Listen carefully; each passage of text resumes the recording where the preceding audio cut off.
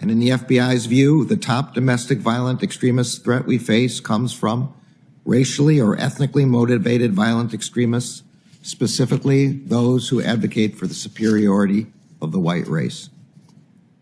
Many communities have experienced this horror over the past several years.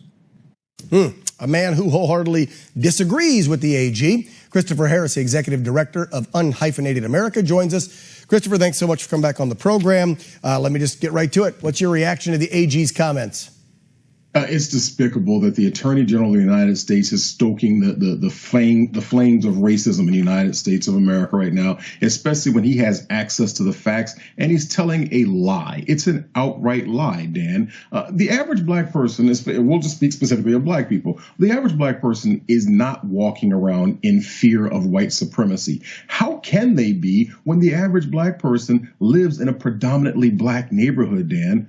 Over 60% of blacks live in 10 states, and most of them live in there's 96 counties in the United States of America that are over 50% black.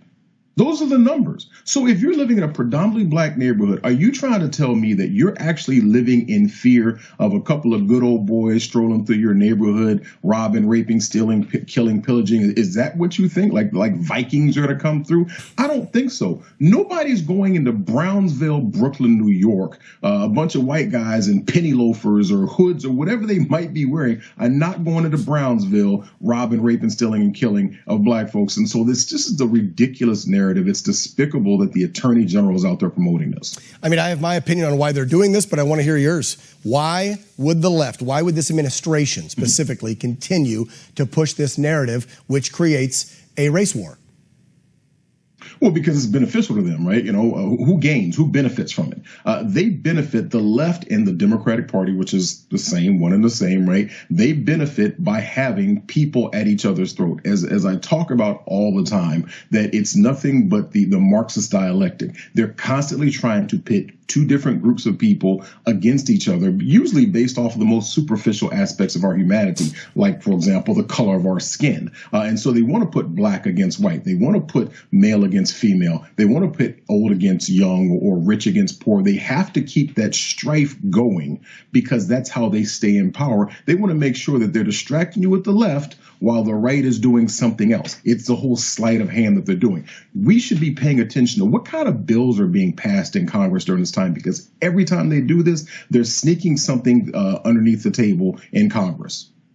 You know, I also wonder why, well, I shouldn't wonder this anymore, why my profession of 20 plus years has decided, the majority of them, 90-some%, to cover up the facts for the left. Because they really want to talk about black people being killed and black death, they would talk about what, Christopher? And it wouldn't be that white supremacists are taking over and killing black people. They'd be talking about Chicago.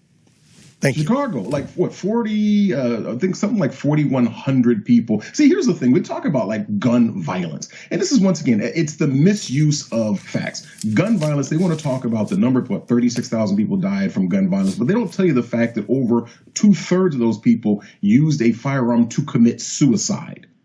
And then when you break down the remaining 12,000 or so people who died as a result of gun violence, the majority of those were people who were in places like Chicago, who were gang violence and so on and so forth. The average American does not have to live in fear that they're just going to be randomly shot up, but the media benefits by promoting that kind of stuff, Dan. It's really despicable, and they're really trying to tear America apart because it benefits them. It allows them to consolidate power. Man, you just keep it so straight and real and honest, Christopher. That's why I love having you on the show.